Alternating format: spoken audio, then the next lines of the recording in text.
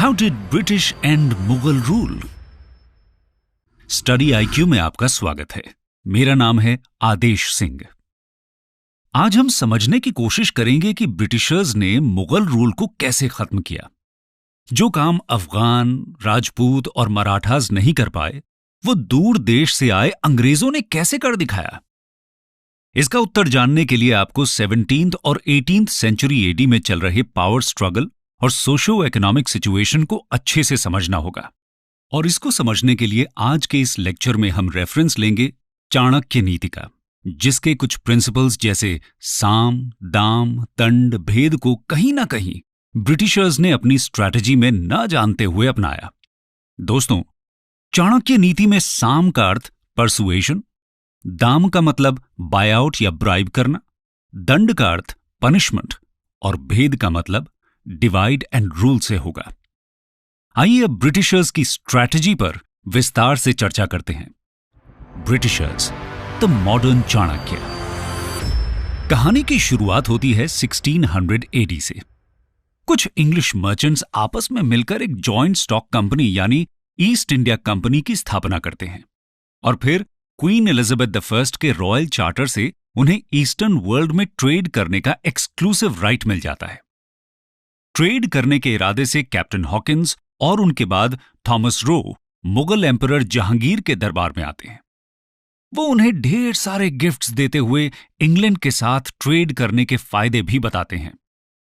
पहले तो जहांगीर कुछ नोबल्स और पोर्चुगीज के दबाव में ईस्ट इंडिया कंपनी को कोई भी रॉयल फेवर देने से इनकार कर देते हैं, परंतु ब्रिटिशर्स की कंसिस्टेंट परसुएशन मुगल एम्पायर को ट्रेड और टैक्स कलेक्शन में होने वाले फायदे के कारण आखिरकार जहांगीर रॉयल परमिशन दे देते हैं। इसको हम चाणक्य नीति की परिभाषा में साम कहते हैं। शाही फरमान यानी एम्परर्स ऑर्डर के अनुसार ईस्ट इंडिया कंपनी को एनुअल पेमेंट के बदले पूरे मुगल साम्राज्य में फैक्ट्रीज खोलने और ट्रेड करने की इजाजत मिल जाती है। शाही फरमान मिलने के बाद ब्रिटिशर्स एक एक कर सूरत, मद्रास, बॉम्बे, कैलकाटा, पटना इत्यादि जगहों पर अपनी फैक्ट्रीज स्थापित कर देते हैं। धीरे धीरे profitable trade, rule of law और बेटर कॉन्ट्रैक्ट इन्फोर्समेंट के कारण इन फैक्ट्रीज के अराउंड सिटीज फ्लरिश करने लगती हैं और दूर दूर से इंडियन मर्चेंट्स और बैंकर्स इन सिटीज की तरफ आकर्षित होने लगते हैं।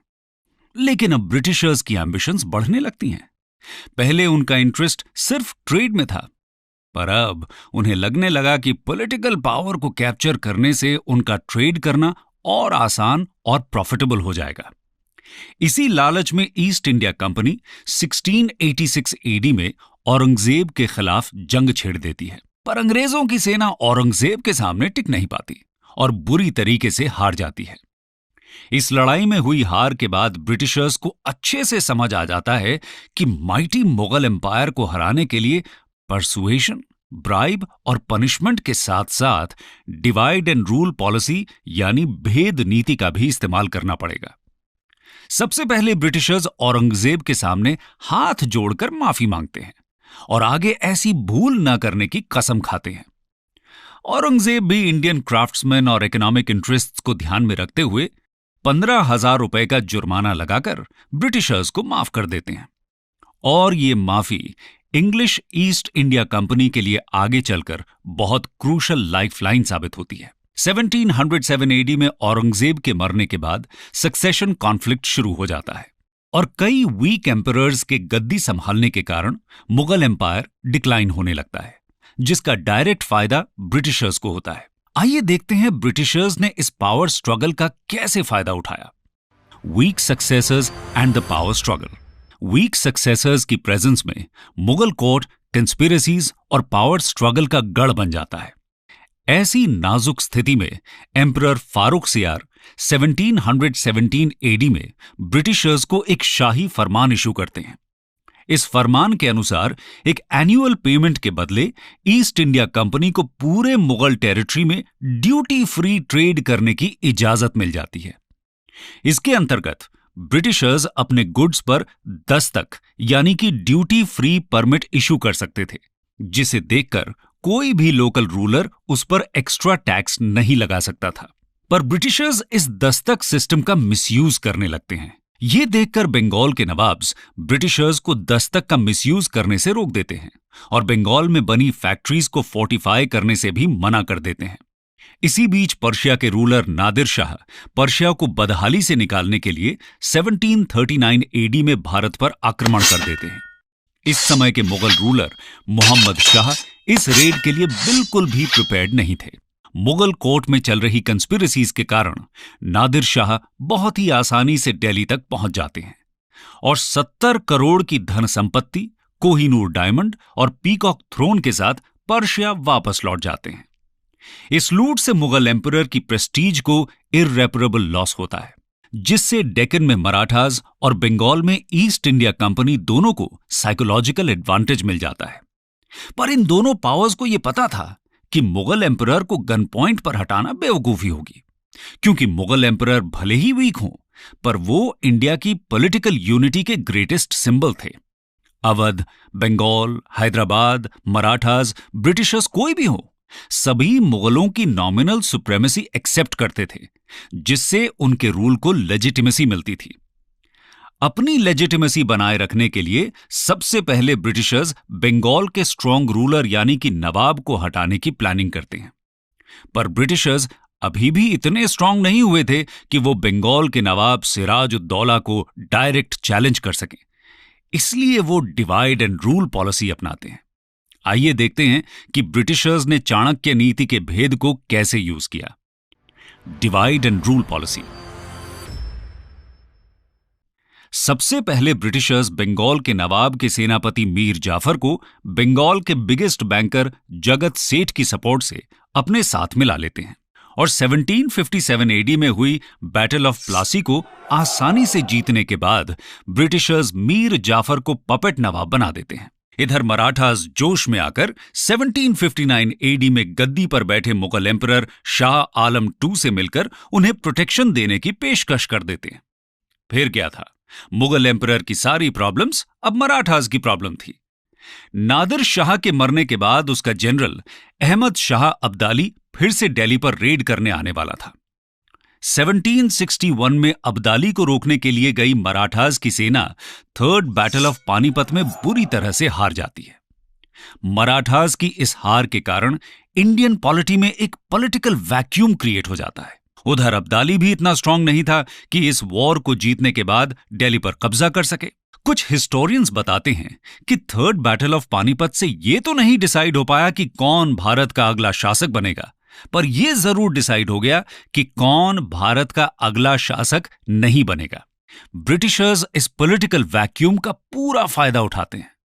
1764 में हुई बैटल ऑफ बक्सर में ब्रिटिशर्स बंगाल के नवाब मीर कासिम, मुगल एम्परर शाह आलम II और अवध के नवाब की जॉइंट सेना को हरा देते हैं और जीतने के बाद हुई ट्रीटी ऑफ इलाहाबाद के अंतर्गत ब्रिटिशर्स मुगल एम्परर से बंगाल, बिहार और ओडिशा के दीवानी राइट्स यानी कि रेवेन्यू कलेक्शन राइट्स हासिल कर लेते हैं।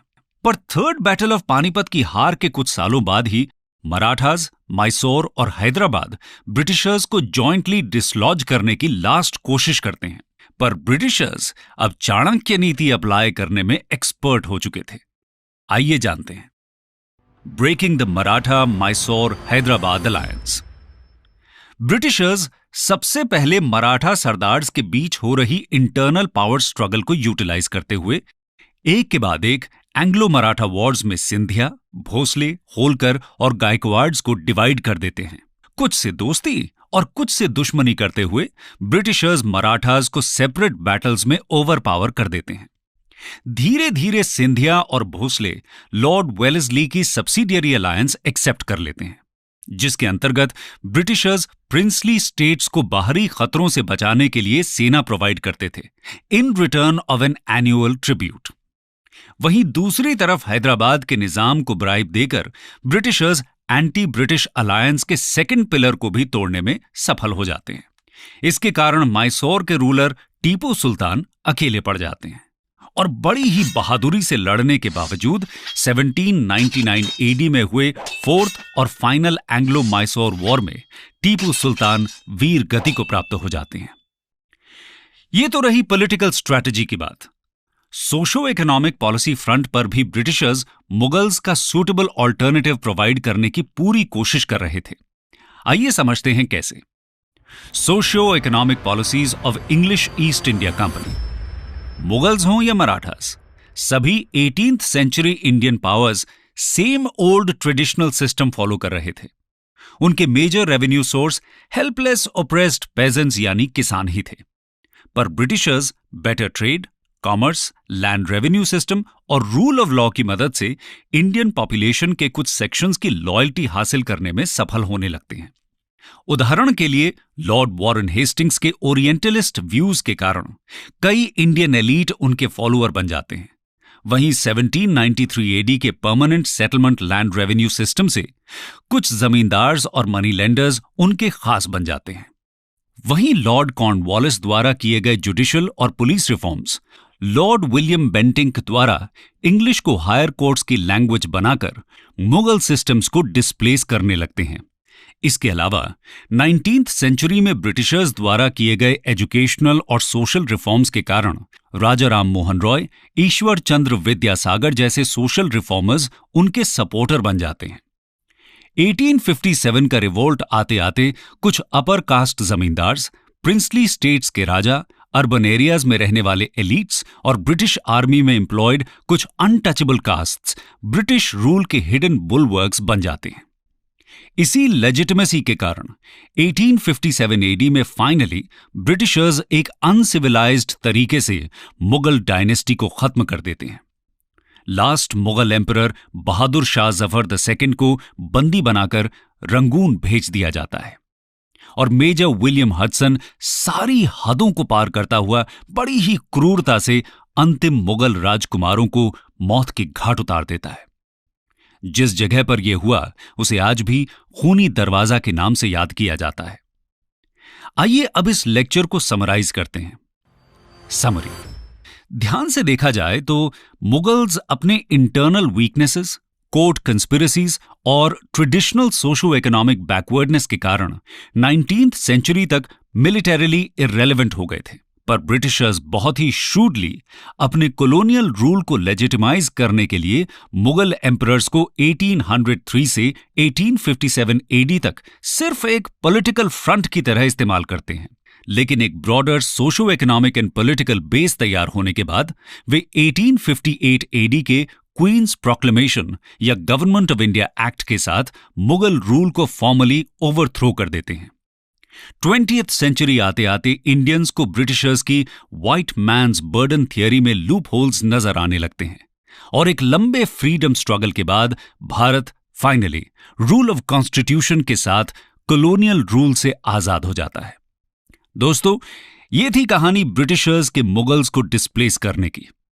हिस्ट्री सीरीज का ये एपिसोड आपको कैसा लगा? मेरे साथ जरूर शेयर करें।